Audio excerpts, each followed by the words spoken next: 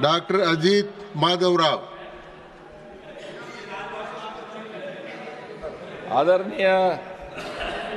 आदरणीय सभापति महोदय, मैं प्रधानमंत्री मोदी जी का एवं हवाई जहाज मंत्री नायडू जी और मुरली मनोहर जी का मैं अभिनंदन करता हूं। इसलिए अभिनंदन करता हूं कि ये दो जवान मिनिस्टर्स, दो यंग मिनिस्टर्स इस मंत्रालय को संभालते हैं, बड़ी तेजी से और बड़ी कार्यक्षमता से चला रहे हैं। इसलिए मैं उनका मन से आभारी हूं और मन से अभिनंदन भी करता हूं। ये भारतीय वायुयान विधेयक जो है 2024 का मैं पूर्ण समर्थन व्यक्त करने के लिए खड़ा हूं। यह विधेयक भारत के नागरिक विमानन ढांचे को आधुनिक बनाने की दिशा में एक परिवर्तनकारी कदम है। यह विधेयक समयानुकूल, दूरदर्शी यह विमान और संबंधित उपकरणों के डिजाइन, निर्माण और रखरखाव जैसी महत्वपूर्ण चुनौतियों का समाधान करता है। अब हवाई चप्पल पहनने वाला भी हवाई जहाज में सफर कर सकेगा। प्रधानमंत्री मोदी जी के इस कथन को साकार करने की दिशा में सरकार ने उल्लेखनीय कदम उठाए हैं। आज हवाई यात्रा केवल अमीरों तक सीमित नहीं है, बल्कि आम आदमी के सपनों को हकीकत में बदल दिया गया है। उड़े देश का आम नागरिक योजना के तहत छोटे शहरों और दूर दराज के क्षेत्रों को जोड़ा गया है। इस योजना के अंतर्गत लगभग 600 से अधिक हवाई मार्गों का उड़ान सेवाएं शुरू हुई है, जिससे लाखों लोगों को तेज, सुरक्षित और सस्ती यात्रा का लाभ मिल रहा है। देश में चालू हवाई अड्डों की संख्या 2014 में 74 थी, अब 150 से अधिक हो गई है। मैं प्रधानमंत्री जी का मन से आभारी हूं कि इतना अच्छा कारोबार हमारे देश में इस वायुयान मंत्रालय के माध्यम से हो रहा है। पिछले एक दशक में घरेलू हवाई यात्रियों की संख्या 60 मिलियन से बढ़कर 350 मिलियन से अधिक हो चुकी है। यह न केवल समय की बचत करता है, बल्कि रोजगार, शिक्षा और व्यवसाय के नए अवसर भी प्रदान करता है। यह सरकार की प्रतिबद्धता का प्रमाण है। विकास की हर ऊंचाई पर आम आदमी की हिस्सेदारी हो। हवाई यात्रा का यह विस्तार भारत के आत्मनिर्भर और समृद्ध भविष्य की ओर एक मजबूत कदम रखता है। आदरणीय सभापति महोदय, परसों हमारे एक मित्र, विद्वान मित्र इस सभागृह में नहीं है, जो राघव चड्ढा जी, एयरपोर्ट को उन्होंने बस स्टॉप कहा था।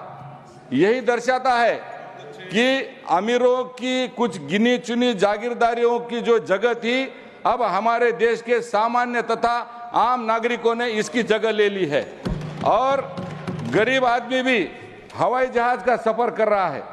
आदरणीय सभापति महोदय, हमारे एक विद्वान मित्र ने, जो हमारे राघव चड्ढा जी अब यहाँ नहीं है, उन्होंने कहा था कि समोसा महंगा हुआ है, पानी की बोतल महंगी हुई है। अरे वो ये भूल गए हैं, हर एयरपोर्ट पे अभी साउथ इंडियन, नॉर्थ इंडियन थाली, कॉम्बो थाली, उत्तपा, इडली, डोसा, उपमा, मिलेट की खिचड़ी, कॉफी, चाय, दूध 100 रुपए में मिलता है।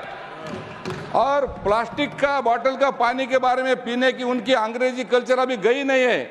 मोदी जी ने शुद्ध जल मुफ्त में हाथ से बटन दबाकर या पैरों से बटन दबाकर पानी पीने के लिए मोदी जी ने आरओ और मिनरल वाटर हर एयरपोर्ट पे मुफ्त में उपलब्ध कराए हैं। तो ये अंग्रेजों की संस्कृति से बाहर आने को तैयार ही नहीं है। और आदरणीय सभापति महोदय, हमारी एक बहन कह रही थी, उस बहन को मेरा जवाब है, वो बम धमाके, हवाई जहाज हाईजैकिंग अब मोदी जी के जमाने में होना नामुमकिन है, क्योंकि हिंदुस्तान की सुरक्षा ऐसी है अभी जहां परिंदा भी पर नहीं मार सकता। ये मोदी जी का जमाना है। आदरणीय सभापति महोदय, आदरणीय सभापति महोदय, मेरे माता पिता किसान हैं, उन्होंने आज तक दिल्ली देखी नहीं है और हवाई जहाज की यात्रा तो आज तक जीवन में कभी नहीं की है, क्योंकि वो डरते थे। वो कांग्रेस के जमाने में हवाई जहाज गिरते थे, धड़ल्ले से उड़ जाते थे, तो बोलते थे मैं उस हवाई जहाज में नहीं बैठूंगा। वो 85 साल के हैं। मैं खेत में जाके उनको मिला, मैं बोला पिताजी, माताजी, अब मोदी जी का जमाना है। तो उन्होंने कहा है कि तुझे राज्यसभा सांसद उन्होंने बनाया है, तो मैं उनका धन्यवाद मानने के लिए मैं दिल्ली आऊंगा। तब उन्होंने मान लिया। नांदेड़ से दिल्ली हमारे सारे सरदार लोग आते हैं गुरु गोविंद सिंह जी का इस पर मथा टेकने के लिए। अब हम नांदेड़ से दिल्ली सिर्फ 2 घंटे में आते हैं भाई साहब। आदरणीय सभापति महोदय, वो हिंडन एयरपोर्ट पे आते हैं, वो भी सिर्फ 2500 रुपए में हम आते हैं। टिकट का किराया 2500 है नांदेड़ से दिल्ली का। और 2014 के पहले ये कांग्रेसियों की जो सरकार थी, तब नांदेड़ से दिल्ली आने के लिए 2 दिन लगते थे, 2 दिन।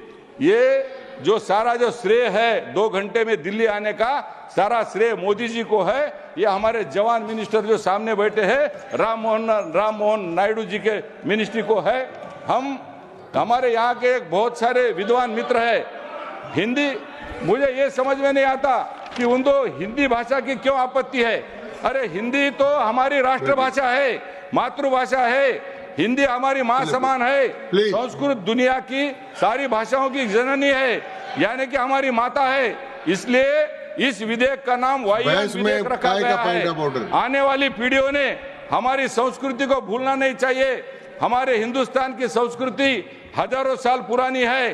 प्रभु रामचंद्र जी के जमाने में पुष्पक विमान भी हुआ करता था।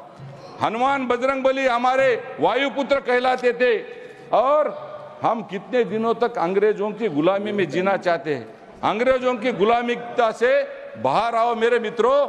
बाहर के देश ने जो हमारा गरुड़ विष्णु भगवान का जो वायुयान था, उसका नाम बाहर के देशों ने गरुड़ा एयरलाइंस तक रखा था। लेकिन आप अभी भी हमारे जो भाई ने बताया है, फटे कपड़ों में रहने का, अंग्रेजी के मानसिकता में रहने का, इसी में रहने में हम खुशी मानते हैं। हमारे प्रभु रामचंद्र जी, हमारे प्रभु विष्णु भगवान जी ये पुष्पक विमान में आए थे, ये गरुड़ का इनका वाहन था। तो मैं चाहता हूं इस हमारी संस्कृति का सम्मान बढ़ाने के लिए मेरे विश्व गौरव नरेंद्र भाई मोदी जी और नायडू जी और हमारे महाराष्ट्र के मुरली मनोहर जी ने जो मंत्रालय संभाला है, इनका मैं बहुत बहुत अभिनंदन इसलिए करता हूं कि इसका नाम वायुयान, भारतीय वायुयान विधेयक का बिल, ये बिल बहुत समर्थनीय है, सशक्त है, हमारे देश के प्रगति का एक नया पहल है। हमारे गरीब किसान, गांव का मजदूर, सारे लोग अब इस हवाई जहाज में बैठकर अपने इस देश के प्रगति को देख रहे हैं। हमारे देश का व्यापार बढ़ रहा है। हमारा किसान आगे चल के यहाँ पर उसकी गरीबी से बाहर आकर ये देश के विकास में अपना विश्व गौरव बढ़ा रहा है। मैं माननीय मोदी जी का मन से आभार व्यक्त करता हूँ। धन्यवाद। धन्यवाद।